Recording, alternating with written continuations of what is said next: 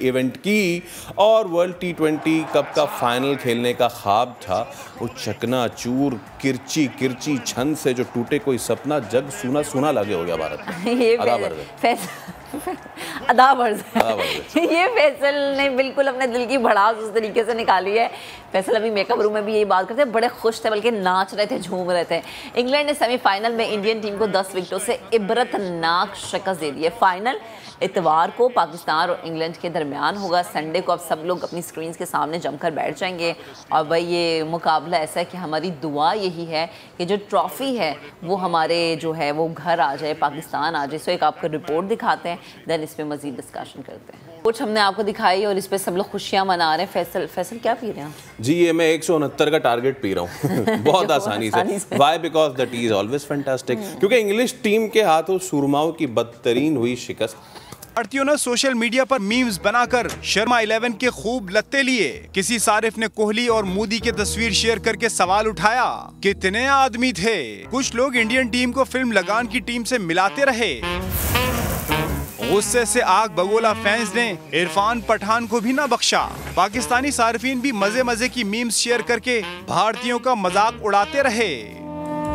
ये क्या हुआ, कैसे हुआ, कल बड़ी आसानी से हुआ और जैसे हुआ वो पूरी दुनिया ने देखा और पूरी दुनिया ने ऐसे देखा कि हर कोई जो है उन्हें टारगेट कर रहा है, उन्हें क्रिटिसाइज कर रहा है। खुद लोग कर रहे हैं, खुद लोग। इनफैक्ट कल जो विक्रांत गुप्ता हमारे बड़े अच्छे जर्नलिस्ट हैं इंडिया के, उनको वहाँ के जो फैंस थे उन्होंने घेर लिया, उनसे बदतमीजी भी करनी शुरू कर दी। जो हमें कहते थे हम शायद इतनी थोड़ी हमें ग्रेस है, वो सारी जो ग्रेस थी वो कल नजर आ गई। हमारे साथ मौजूद हैं हमारे बहुत ही प्यारे, हमारे बहुत ही दिल के करीब, हमारे स्पोर्ट्स दर्जे का हमारे स्पोर्ट्स एंकर अदील अजहर। बहुत बहुत मुबारक हो कि हम फाइनल में पहुंच गए।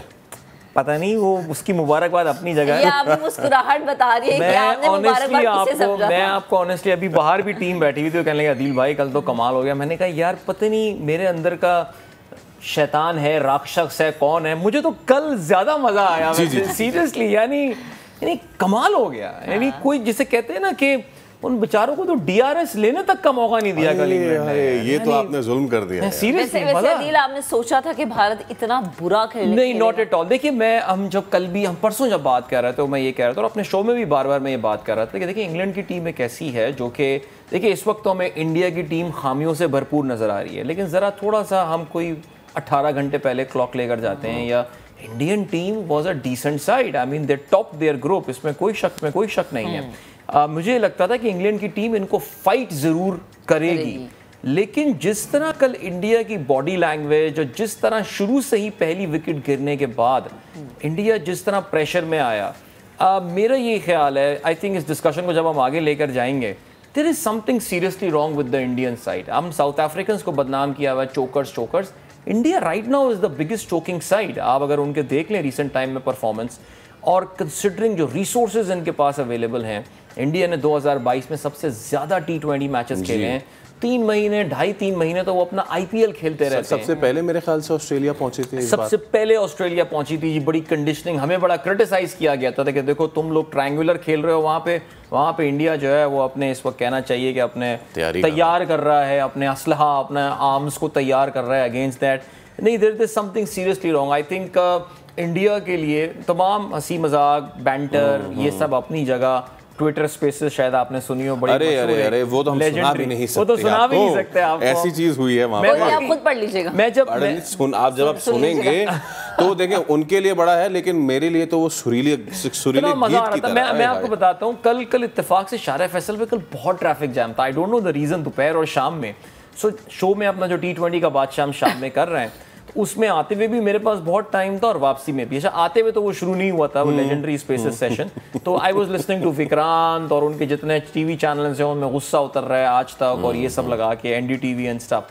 वापसी पे मेरे पास कोई 45 मिनट्स थे और मैंने सिर्फ वो स्पेसेस सुना है and it was like music to the ears. मैं कह रहा था कि उन तमाम चीज़ों को साइड पे करके इंडिया का हर दफ़ा यही हो रही है बात। सेमीफाइनल में आते हैं, पहुंच भी नहीं पाते, इसी तरह आवाम गुस्सा करती है, ऐसे ही होता है फलाना। फिर उसके बाद IPL शुरू हो जाता है, फिर कोई बायलैटरल सीरीज़ होती है, वो जीत जाते हैं, नंबर 2 नंबर 3 टीम बन जाते हैं।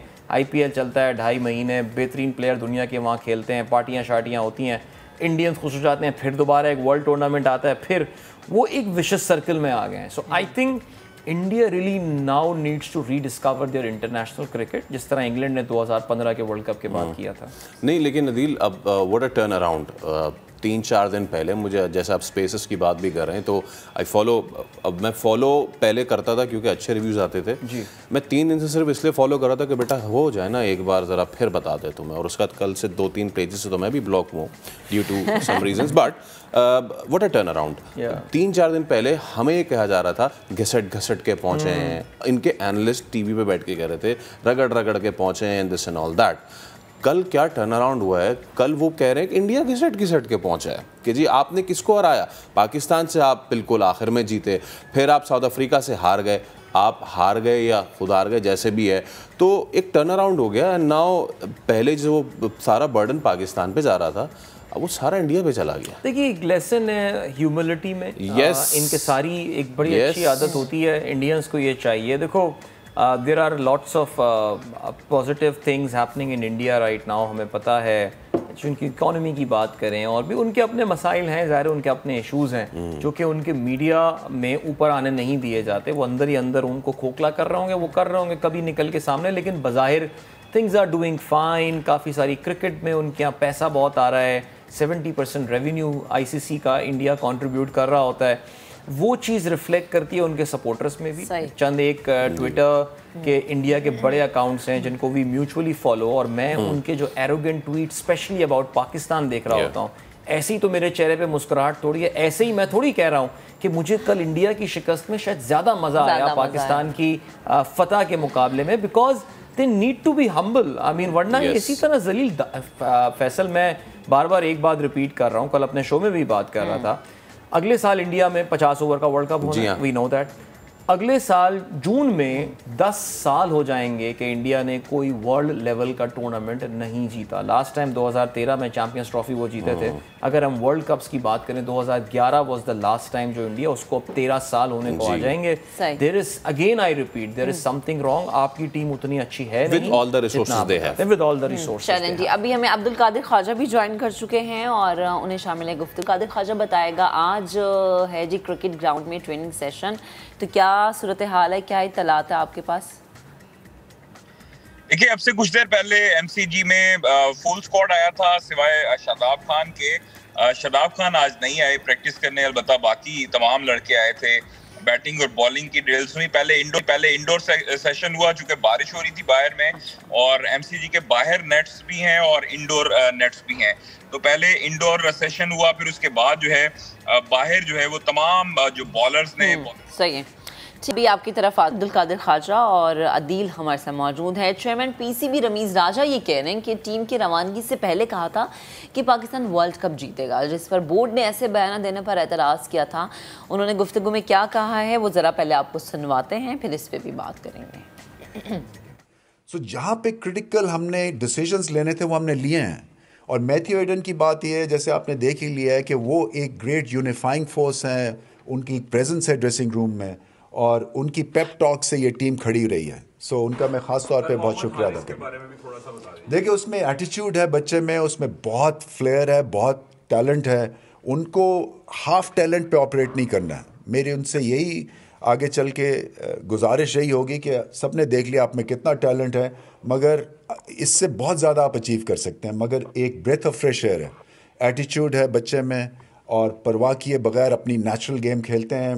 और उनके आने से इस टीम में जो एक हल्की फुल्की एग्रेशन की कहीं कमी भी थी, वो भी अब वो पूरे खाना उन्होंने कर दिया। मैंने उनको रेफरेंस दिया था 92 वर्ल्ड कप फाइनल का, और मैंने कहा था देखो वो शॉर्टेस्ट स्पीच थी 92 वर्ल्ड कप फाइनल की, क्योंकि जो आपने करना है वो आपने कर लिया है।